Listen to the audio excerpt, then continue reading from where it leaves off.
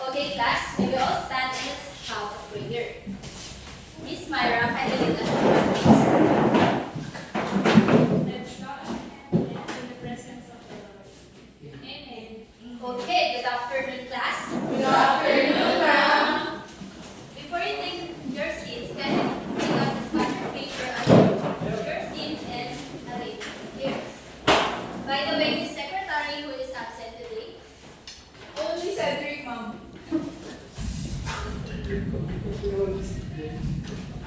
Before we formally start our lesson, we have here some rules to follow.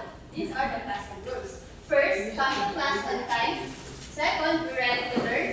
And third, raise your hand to speak. And the last one is ask question. Class, may you read again our classroom rules? Come to class on time. Be ready to learn. Raise your hand to speak. Ask questions. Okay. Anyone among you who can recall our last topic, last meeting? Okay, yes. It's all about these things. And what? Okay, it's all about the states of matter. It's all about the matters. And what are the states of matter again, class? Okay, Mr. Cedric. The states of matter are solid, liquid, and gas. Okay, very good. And anyone can define what are the states of matter and give one example each. Okay, Mr. Joel. For solid bodies are this, they have a compacted particles. Example is a rock. For liquid, they have this slightly packed particles. Example is water, and the last one is the gas, which the particles are loosely, they are loose. And example of it is the air. Okay, very good. Is there any question regarding to our last topic, class? Okay, yes, then you really listen very well. Now, before we proceed to our lesson, let's have an activity first. And it's called Beep 4 Picks 1 Word.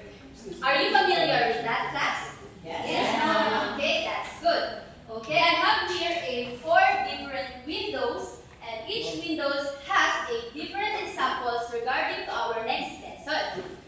And I also have here wheels of names, and if the wheels stop spinning and the arrow pointed your names, you will be the one to pick any of these windows and answer the following 4 picks 1 word that are presented. Do you understand, class? Yes, ma'am. Okay, let's begin. Oh, it seems that this person is a Filipino girl. Let's try again. Oh, Joe. Okay, Joe Marie, come in front and pick any of these windows.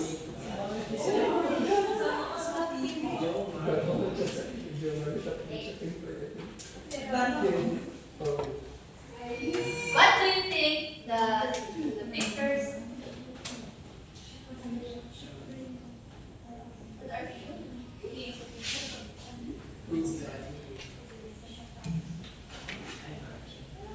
I think it's convection, ma'am.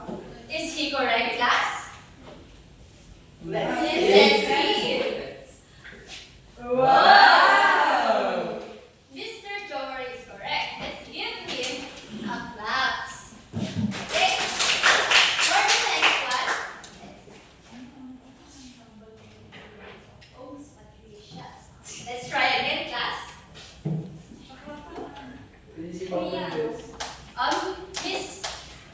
Miss Merly. You can pick any of these windows and answer the following 4 picks 1 word.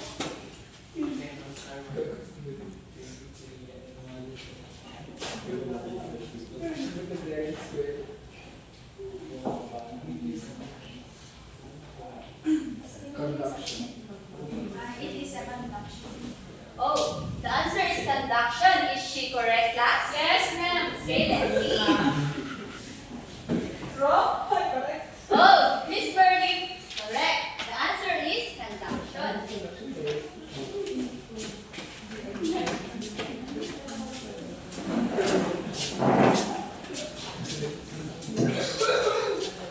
Okay, for the next one.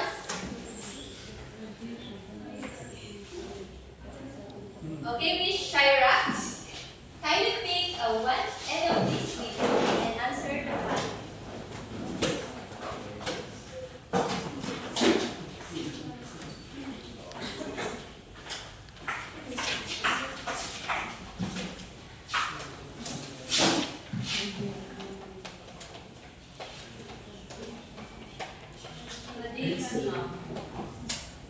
Miss Shaira's answer is radiation. Is she correct, class?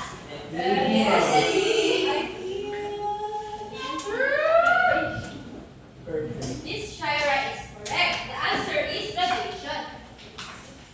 And for the last one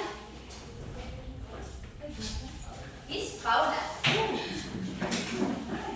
Stimulation.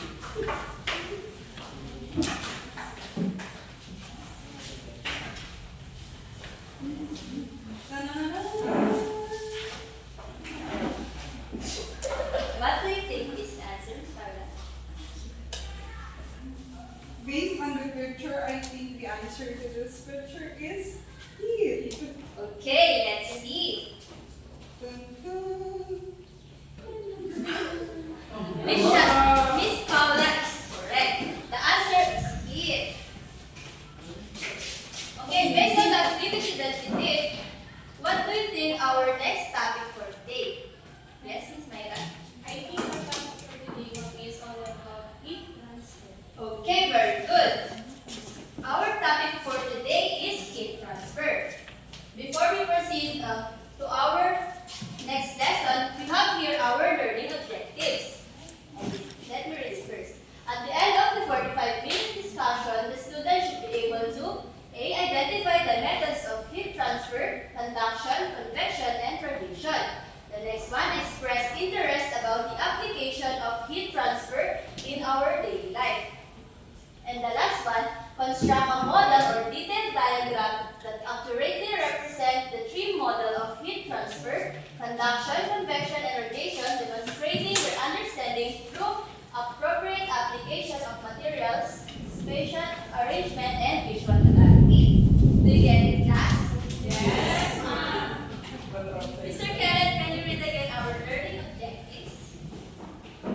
At the end of the 45 minutes discussion, the student should be able to A. Identify the methods of heat transfer, the conduction, convection, and radiation. B. Express interest about the application of heat transfer in our daily life. C. Construct a model or detailed diagram that accurately represents the three models of heat transfer, conduction, convection, and radiation, demonstrating their understanding through appropriate application of materials, spatial arrangement, and visual clarity. Okay, thank you, Mr. Kenneth. Now, our topic for today is all about heat transfer. So what is heat transfer? A heat transfer is the flow of thermal energy that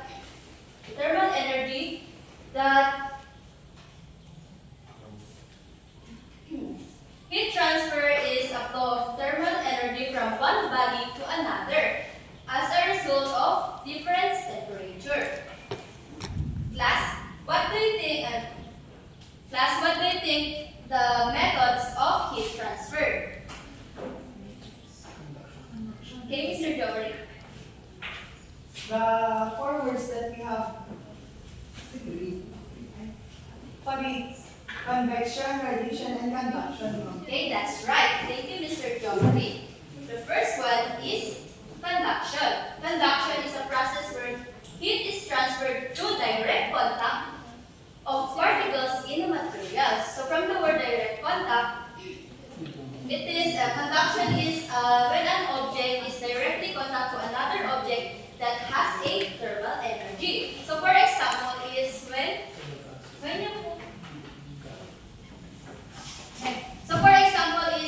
you cook a delicious meal and for example, when you cook a delicious meal in a pot and then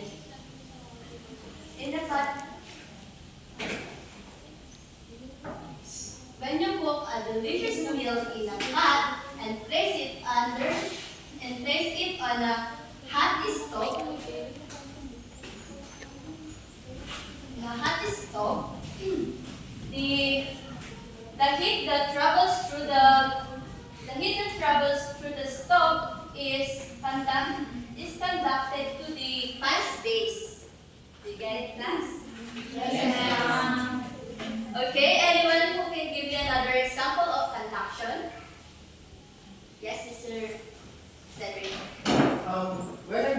hot coffee mug, I touch it and there is a direct contact between me and the cup and it is heat. Okay, very good. Thank you, Mr. Cedric. Okay, another example, please. Mr. Kenneth, can you give me another example of conduction? Example. Okay, thank you, Mr. Kenneth. For the next method of heat transfer, we have the convection. Convection is the process of heat transfer through the motion of fluids such as air and water. The temperature of the molecules within the water increases and slowly moves upward. The hot water molecules become less dense and they rise above the denser, cooler molecules. So, in convection, when the heat moves, the movement of heat is through a liquid or a gases. So, for example, is a boiling water. Okay, it is a boiling water, and when this water is heated, and it becomes lighter and it will expand, and this warm water will rise to the top of the pot, and now this cooler water will move down to taste the warm water, and it creates a circulating motion that contributes to the heat transfer. Do you understand, class? Yes, ma'am. Okay. Can you give me another example of convection? Mr. Earl? The warm air in the body, in the mountain between the body, the warm air rises and the cold air is down. Okay, very good. Thank you, Mr. Earl. Another example, please. Yes, Ms. Paula. At air balloon, ma'am, when the source of the warm, yes, the fire under the hot air balloon, when the air of this is heated, the warmth rises. That's why the hot air balloon rise. Okay, very good. Thank you, Ms. Paula. And for the next one is radiation. And for the next method of heat transfer is we have radiation. For the definition of radiation, radiation is the transfer of thermal energy from a hot surface to a cold surface by electromagnetic waves, mostly through infrared radiation. Imagine you're sitting near this campfire and feeling the heat coming from it. This fire from this campfire emits thermal energy. Consists of electromagnetic waves, mainly infrared and visible light due to its high temperature. Then these waves travel in a straight line through the air and carry energy that is absorbed by our clothes or our skin that warms us. And the warmth that we felt is due to the radiant heat energy emitted by this fire, reaching our body and being absorbed, converting the electromagnetic waves into heat. Understand, class? Yes. Can you give me another example of radiation? Yes, Mr. Earth? The heat from the sun when I'm on the beach. Very good. Any other example? Yes, Cedric? The radiation from my phone when I'm using it during evening. Well, to my eyes, mom. Very good. Do you have any clarifications or questions before we proceed to our activity? If not, let's proceed to our activity.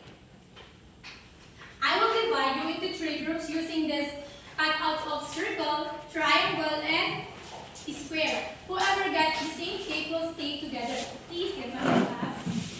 For the group 1, whoever gets the circle group will be the group 1. Please stay in this first row. For the triangle, it will be the group 2. Stay in the second row, and the circle for group will be the group 3 and stay in the third group. So this is what you're going to do. For the group 1, organize the given picture and then explain it based on your own understanding. For the group 2,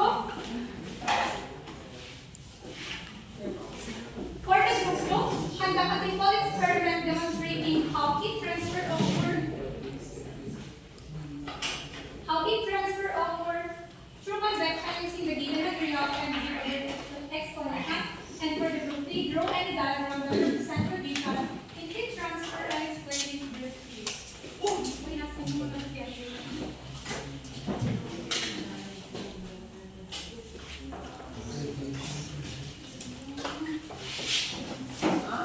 Before I forgot, this is the criteria for your activity. For the content and accuracy, we have 15 points. For the collaboration, we have 5 points. For creativity, we have 10 points. And presentation, 50 points with a total of 15 points.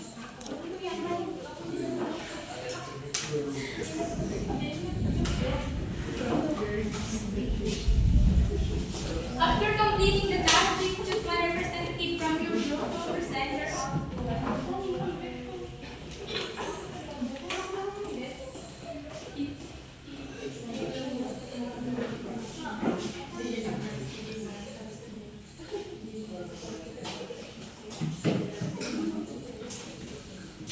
Are you done, class?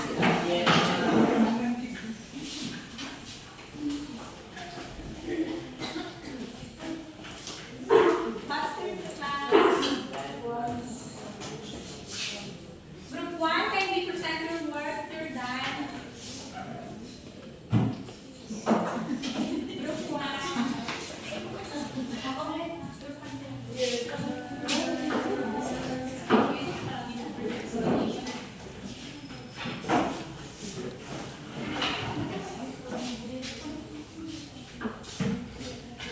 This is the example of conduction. It's a direct contact of the heat. That's it. Very good, group 1. Kindly present your output. Okay, for the group 2, we're going to explain the convection. When you plug this, it creates electricity, right? And when the water boils, warm water rises. Warm water rises, while the cold water moves down.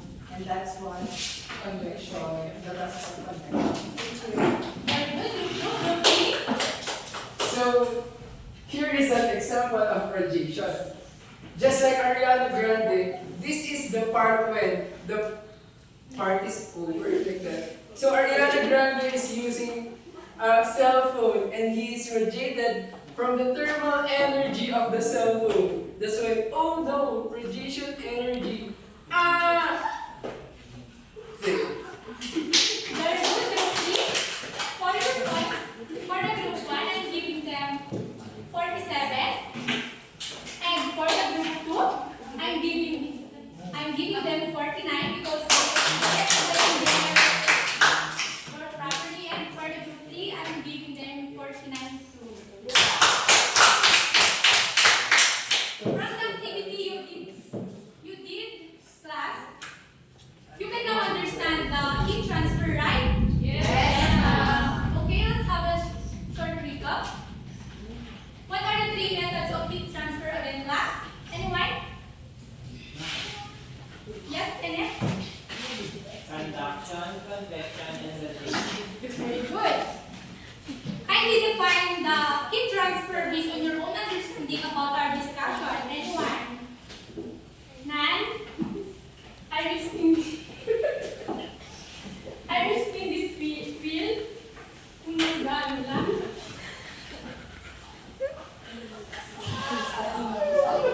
Kenneth. Kenneth, can we define the heat transfer? Heat transfer occurs when 2 objects stick together. And An example of convection is air hot balloon. An example of conduction is coffee. Conversation is extrema. Very good, Kenneth, but your definition in heat transfer is there's a point, but it's not the meter. Cedric, can you help Kenneth? I think Janet has a point now, and he said it is the transfer of thermal energy between two objects, wherein the other object is gaining an energy while the other one is losing energy. That is heat transfer. Very good, Cedric. You really great job talking. Anyone from the show? Kindly give me an example on how we can apply heat transfer in our daily life. Yes, Earl? Cooking egg mom. Very good. Other example? Yes, Paula? Boiling water. Very good. Last? Yes, Jomarie. Sunbathing. Yes. Very good. And for your assignment, I want you to copy this and put it in a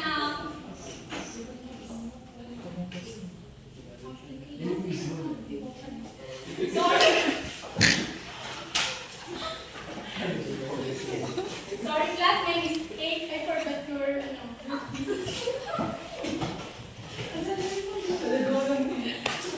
Please get my pass. Please just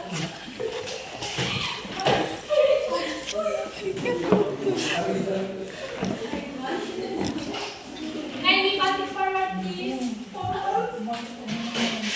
You are finished.